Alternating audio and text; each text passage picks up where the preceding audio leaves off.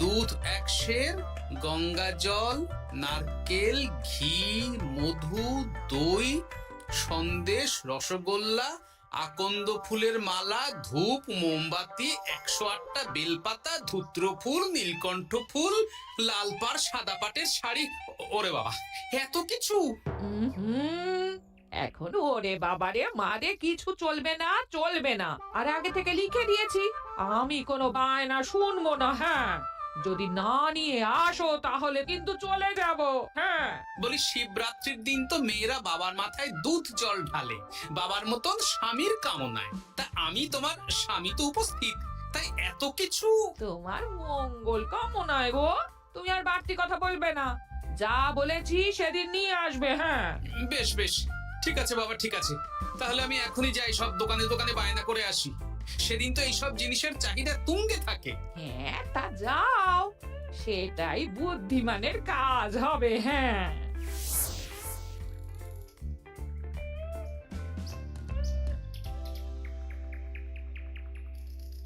আরে এই তো পুটির বাবা, সকালে রাজসভায় গিয়েছিলে কিন্তু তেমন কোনো কথা হলো না। হ্যাঁ গোপাল দাদা, এখন কি যে করি।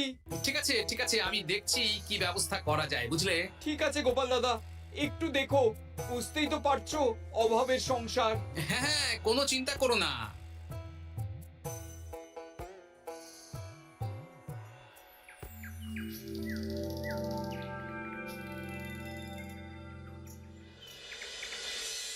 আচ্ছা, আজ তাহলে শিবরাত্রির আয়োজন নিয়ে আলোচনা হোক। মহারাজ, এসব নিয়ে আপনি চিন্তা করবেন কেন? আরে আমার মতন একজন মন্ত্রী থাকতে আপনার মাথা ঘামানোর কোনো দরকারই নেই। না না মহারাজ, একদম মন্ত্রী মশাইকে দায়িত্ব দেবেন না। উনি প্রত্যেকবার দায়িত্ব নিয়ে সব তালগোল করে দেন, আর সব শেষে বলেন আমার ভুল হয়ে গেছে, আমাকে ছেড়ে দিন। এই গোপাল, গোপাল, একদম বাজে কথা বলবে না। আমি এখন ভালো হয়ে গেছি। ভালো না কালো? মহারাজ মহারাজ, আপনি আমাকে দায়িত্ব দিন, আমি সব সামলে দেব। সব কাজ সবাই মিলে করলেই তো ভালো। পুজো পাঠের দায়িত্ব আমার, বাকি আমি জানি না। সে ঠিক আছে, কিন্তু পুজোর জোগাড় অনেক দায়িত্ব, সব হিসেব করে কেনাকাটা করতে হয়। সবচেয়ে বড় ব্যাপার, তার জন্য সৎ হতে হয়। আমি কি অসৎ নাকি? আমি সব দায়িত্ব নেব। না, আমি নেব। আমি নেব। আমি। আহ, চুপ চুপ, একদম চুপ। গোপাল দায়িত্ব নেবে না মন্ত্রী, সেটা তো বিচার করতে হবে। কিভাবে বিচার করবেন মহারাজ? হ্যাঁ, একটা বুদ্ধির পরীক্ষা নেওয়া হবে। আমি এখন গোপালের চেয়ে অনেক বুদ্ধিমান হয়ে গেছি। তাহলে তো ভালো, তুমি গোপালের বুদ্ধির পরীক্ষা নাও। যদি গোপাল জিতে যায় তাহলে গোপালই দায়িত্ব পাবে, নইলে তুমি। ঠিক আছে, আমি এক্ষুনি প্রশ্ন করছি। হ্যাঁ হ্যাঁ, করুন করুন।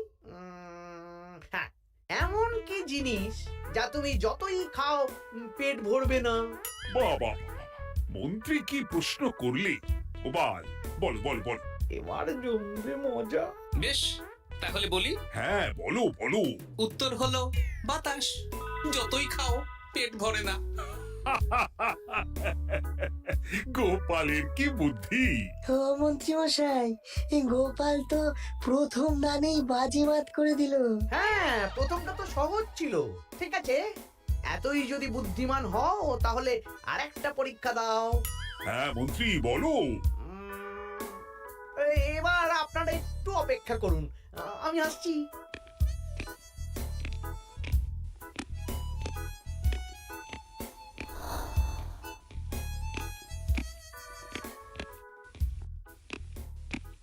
এই তো মন্ত্রী এসে গেছে, আবার হাতে একটা খাঁচা।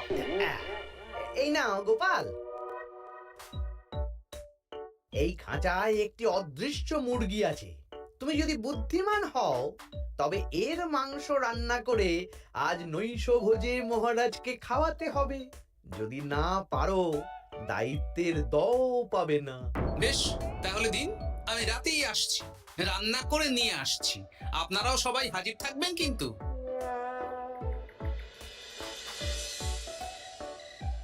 এই সেরেছে, গোপাল যে এখনো এলো না। গোপাল নির্ঘাত ফেসেছে। এই তো চলে এসেছি।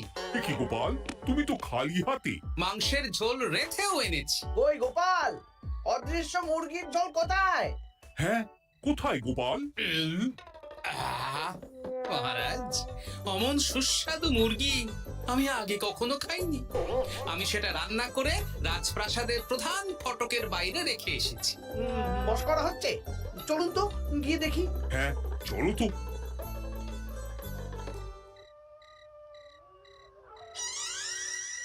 এ কি, এখানে তো কিছুই নেই, আমি তো দেখতে পাচ্ছি না। আমরা তো কেউ কিছু দেখতে পাচ্ছি না। কোথায় কোথায় মাংসের ঝোল? আরে মন্ত্রী মশাই, অদৃশ্য মুরগি রান্না করলে ঝোলটাও তো অদৃশ্যই হবে। আপনি দেখতে পাচ্ছেন না, মানে আপনার মনে পাপ আছে, নইলে আপনার চোখের সমস্যা। মহারাজ তো ঠিকই দেখতে পাচ্ছেন, তাই না মহারাজ? এই রে, গোপাল তো বক্ষম জবাব দিয়েছে। হ্যাঁ হ্যাঁ, চমৎকার ঘ্রাণ বেরোচ্ছে। মন্ত্রী, তুমি দেখতে পাচ্ছ না কেন? ইয়ে না মানে ঠিক আছে ঠিক আছে, পাচ্ছি, দেখতে পাচ্ছি। একটু ঝাপসা লাগছে, মনে হয় চোখ দেখাতে হবে। তার মানে গোপাল তো মন্ত্রী মশাইকে পর পর দুবার হারালো। আর একটা সুযোগ দিন মহারাজ, শেষ সুযোগ। বেশ, দিলাম। গোপালের কিন্তু বিশাল বুদ্ধি। মন্ত্রী, দেখো তো তুমি পারো কিনা, আর এটাই শেষ সুযোগ। মহারাজ, গোপাল যদি এতই বুদ্ধিমান হয়, তবে ও কি বলতে পারবে কাল ভোরে আমার মনে প্রথম কোন চিন্তাটা আসবে? এটা তো খুবই সহজ কথা। কাল ভোরে আপনার মনে প্রথম চিন্তা আসবে মহারাজ যেন দীর্ঘজীবী হন এবং রাজ্যের উন্নতি হোক। এই সেরেছে, এবার তো মহা ফাপড়ে পড়লাম। আমি যদি বলি না, এটা আমার চিন্তা ছিল না, তবে মহারাজের কাছে করদান যাবে। আর যদি বলি হ্যাঁ, তবে গোপালের বুদ্ধির কাছে আমাকে হার মানতে হবে। কি মন্ত্রী, বলো। হ্যাঁ, ঠিক বলেছো গোপাল, এটাই আমার চিন্তা ছিল। সাবাস গোপাল, সাবাস, কি তীক্ষ্ণ বুদ্ধি। তাহলে এই বুদ্ধির পরীক্ষায় বিজয়ী হলো গোপাল। জয় গোপালের জয়। তাহলে শিবরাত্রির পুজোর আয়োজনের দায়িত্ব এবার গোপালের। আমার আর কোনো চিন্তা রইল না। মহারাজ, গোপাল তো সব দায়িত্বই পেল, আমাকেও কিছু একটা দায়িত্ব দিন। আমিও একটা ঈশ্বরের সেবা করার সুযোগ চাই। আহ, তুমি তো হেরে গেলে। তাতে কি, ভালো কাজ করতে চাইছি, একটু সুযোগ দিন মহারাজ। বেশ, তাহলে তুমি গ্রামবাসীদের ভোগ প্রসাদ খাওয়ানোর দায়িত্বটা নাও। ধন্যবাদ মহারাজ। হ্যাঁ মন্ত্রী, মিলেমিশে কাজ করো, কিন্তু ঝামেলা করো না। না না, আমি সুষ্ঠুভাবে পালন করব। ঠিক আছে মন্ত্রী মশাই, তাহলে ওইটুকুই করুক, কিন্তু আমার কাজে কোনো বাধা দিতে আসবেন না। না না না, তোমার কাজে কোনো বাধা আসবে না। আমি ভোগ প্রসাদ বিতরণ, খাওয়া দাওয়া, এই সব ব্যাপারটা দেখব।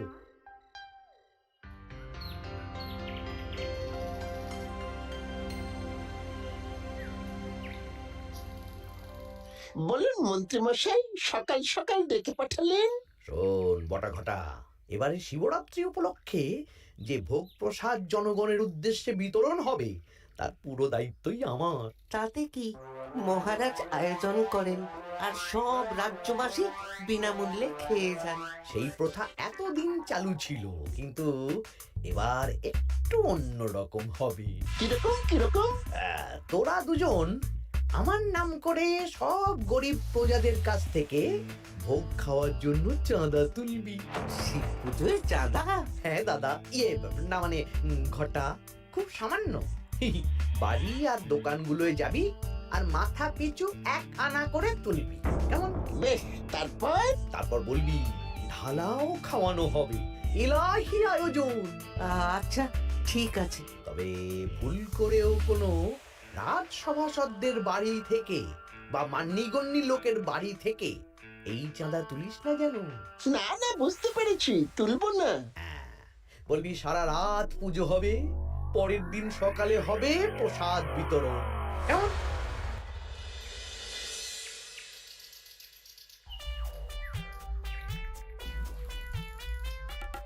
বলে, এবারে শিবরাত্রি উপলক্ষে যে পূজা হবে, তার ভোগ প্রসাদ খাবে তো?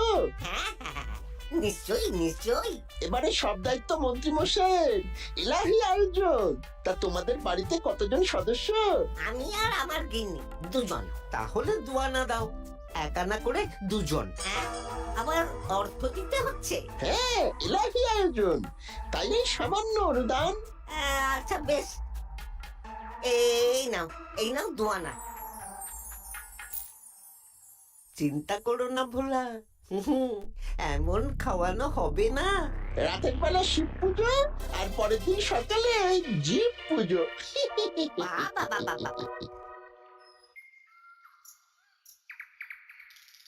সব দোকানে দোকানে আমি যাচ্ছি, আর তুই লোকজনের বাড়ি বাড়ি যা। বেশ। রে কত হলো? অনেক হয়েছে মন্ত্রী মশাই, এই দেখুন। বাবা বাবা বাবা, এক আনা করে নিয়েই তো থলে ভরে গেছে। হ্যাঁ, এবার হবে মাছের তেলে মাছ ভাজা। মহারাজও ভোগের আয়োজনের জন্য আজকে মোহর দিয়ে দিয়েছেন। তার মানে তো আপনার মুনাফাই মুনাফা, লাভই লাভ। আমাদেরকেও কিছু দিন। দেব দেব, এখনো কাজ বাকি আছে।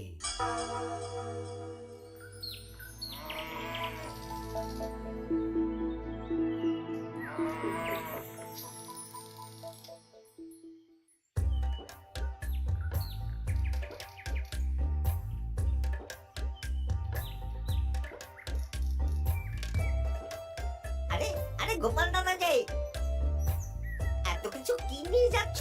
এই তো শিবরাত্রির পুজো উপলক্ষে দশকর্মার বাজার রাজবাড়ি নিয়ে যাচ্ছি। এবারে তো এলাহি ভোগের আয়োজন। রাতের বেলা শিব পুজো আর পরের দিন সকালে নাকি জীব পুজো। মন্ত্রী মশাই দায়িত্ব নিয়ে খাওয়াচ্ছেন। না না, খাওয়ার আয়োজন তো এমন কিছু নয়। আমি যতদূর জানি ওই খিচুড়ি, আলুর দম, ছেঁচড়া, পায়েস, চাটনি আর একটা করে মিষ্টি।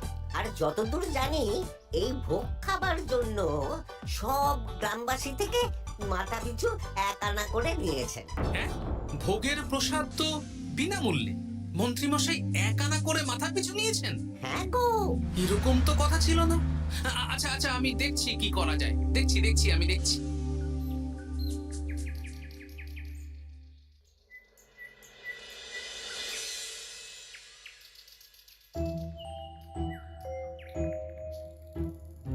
ভায়া, বলছি তোমার কাছে মন্ত্রীমশাই এসেছিলেন? হ্যাঁ, চালের বায়না করে গেলেন। তা কি চালের বায়না করলেন? খুবই সাধারণ চাল, আমার দোকানে সবচেয়ে কম দামি চাল বলতে পারো। সে চাল তো আমি পুজোর দিন পাঠিয়ে দেব বলেছি। আচ্ছা, কেনাকাটার রসিদপত্র? না না, সেসব হয়নি, শেষে দেব। শোনো, মহারাজের আদেশ, মন্ত্রীমশাই যে চাল বলেছেন তার থেকে 5 গুণ উৎকৃষ্ট মানের চাল দেওয়া চাই। যে চাল রাজা বাদশারাও খুব কম খান, সবচেয়ে দামি চাল। আচ্ছা, আর ডাল? ওটাও 1 নম্বর মানের সোনা মুখ দেবে। বেশ। মন্ত্রীমশাই যা যা বায়না দিয়েছেন পরিমাণ এক থাকবে, শুধু জিনিসপত্রের মান বাড়বে। ঠিক আছে? আচ্ছা ঠিক আছে। আর একথা মন্ত্রীমশাইকে জানানোর দরকার নেই, শুধু মোহরটা ওনার কাছ থেকে আদায় করে নিন। যেদিন খাওয়ানো হবে সেদিন বিকেলে যাবে, মানে শিবরাত্রির পরের দিন বিকেল। বেশ।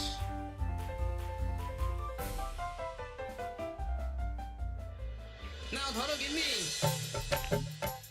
যা যা বলেছিলে সব কিনে এনেছি। এবার আমি মন্দিরে গেলাম, কেমন? ঠিক আছে গো, তুমি কি ভালো। দীক্ষেতা, চললাম এখন ভিড় সামলাতে।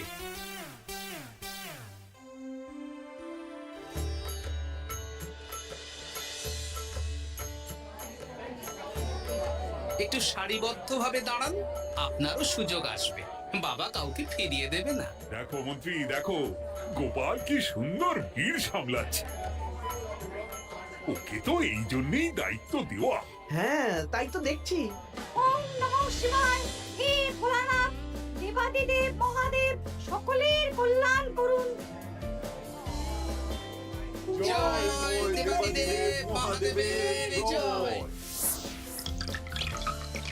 হে ভোলেনাথ মহেশ্বর, মঙ্গল করো বাবা। জয় বাবা ভোলাদেব মহেশ্বরের জয়। তা তোমার শরীর এখন কেমন? এই তো বেশ ভালো আছি। সবই তোমার জন্য। তুমি না সাহায্য করলে ওই ওষুধ আমার পেটেই পড়তো না। না না, আমি তো নিমিত্ত মাত্র, সবই মহাদেবেই দিচ্ছে। জয় বাবা মহাদেবের জয়। চলি গো। কাল ভোগ খেতে তাড়াতাড়ি চলে এসো।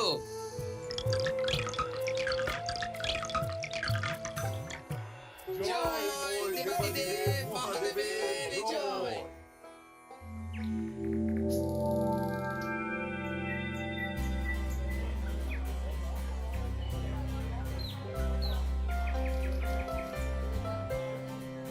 সত্যি মন্ত্রী মশাইয়ের ভোগের প্রসাদ পেয়ে মনটা ভরে গেল। কি সুন্দর রান্না, আর খাবারের গুণমান কি ভালো। তার উপর রসগোল্লা কত বড় বড়। এত বড় রসগোল্লা খাওয়া তো দূর, বাবার জন্মে চোখেও দেখিনি।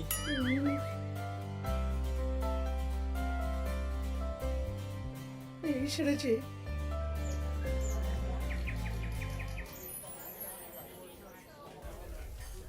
এই যে পাচক ঠাকুর, শোনো। বলুন মন্ত্রী মশাই, আজ আমি খুব খুশি। কেন? আপনি মহান। কেন? মানে আপনি যে চাল পাঠিয়েছেন সে চালে রান্না করা আমার স্বপ্ন ছিল। কি গন্ধ, কি গুণমান, রাজা বাদশাদের চাল বলে কথা।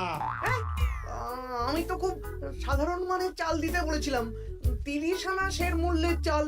কেন, নবাব বাদশাদের ঘরে এই চালটা থাকে। তাই? কোথা থেকে এলো? কেন, চালের দোকান থেকে এসেছে। মিষ্টিও দারুণ, রসগোল্লা তো নয়, যেন যেন একেবারে বড় বড় রাজভোগ। কি আকার, কি গুণমান, কি স্বাদ। আহা, দেখুন দেখুন দেখুন। বাবা, ভোলা এত বড় রসগোল্লা দিয়েছে। ঠিক আছে, যা হচ্ছে হতে দে। আমি তো চিন্তায় পড়ে গেছি।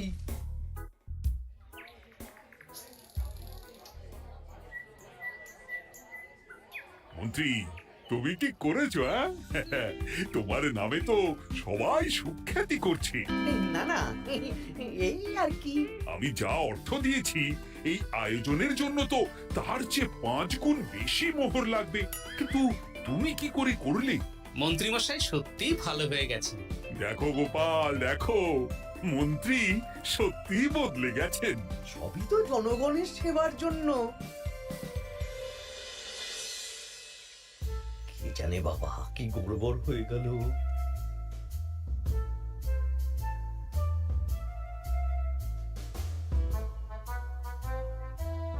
মন্ত্রী মশাই, বকেয়া পাওনা নিতে এলাম। আপনার মোট হয়েছে চালের 350 মোহর, মুগ ডালের 250 মোহর, আর মশলাপাতি 100 মোহর। বলো কি? মন্ত্রী মশাই, ওই আপনার মোট বকেয়া 300 মোহর। আর আমার এই 150 মোহর। হ্যাঁ, চলুন মহারাজ, একটু মন্ত্রীমশাইয়ের বাড়ির দিকে ঢু মেরে আসি। চল। চলুন, ওনাকে গিয়ে ধন্যবাদ জানিয়ে আসি। এই না না না, আরে আরে আমি কি করে দেব? আমি কি চন্দ্রমুখী আলু দিতে বলেছিলাম? আমি কি করে দেব? না না, ও আপনাকে দিতেই হবে। হ্যাঁ, কি বলছো মন্ত্রী? তুমি এত ভালো কাজ করেছো, এত বড় মুখ করে সকালে বললে যে সবই জনগণের সেবার জন্য। আরে আমি কিভাবে জানবো যে এত খরচ হয়ে যাবে? কেন মন্ত্রীমশাই, আপনি তো গ্রামবাসীদের থেকে অর্থ নিয়েছেন, মাথা পিছু 1 আনা করে। হ্যাঁ, মানে এই সব তো কথা ছিল না। এই সেরেছে। গোপাল কি করে জেনে গেল?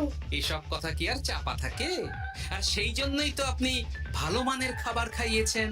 সত্যি তো, যে মানের খাবার খাওয়ানো হয়েছে তা কৃষ্ণনগর কেন, আশেপাশের কয়েকটা নগরের লোকও এই জিনিস চোখে দেখেনি, আর তাই তুমি অর্থ আদায় করেছো। না মানে, আমি বুঝতে পারছি না, আমার অনুমতি ছাড়া এগুলো হলো কি করে? মন্ত্রী মশাই, বকেয়া পাওনা দিন, নইলে খারাপ হয়ে যাবে বলে দিচ্ছি। হয়ে গেল, আমি ভিখারি হয়ে গেলাম। অগিন্নি, মোহরের থলেগুলো নিয়ে এসো, গয়নাগাটি নিয়ে এসো। আমাকে পথে বসিয়ে দিল। কে কে আমার এত বড় সর্বনাশ করলো? আমি মন্ত্রী মশাই, আমি। আপনি যখন চাঁদা তুলে ভালো খাওয়াতে চাইছেন, তাই সবচেয়ে ভালো খাওয়ানোর ব্যবস্থা করে দিলাম, তাও আবার আপনার ঘাড় ভেঙে। আমার সর্বনাশ হয়ে গেল।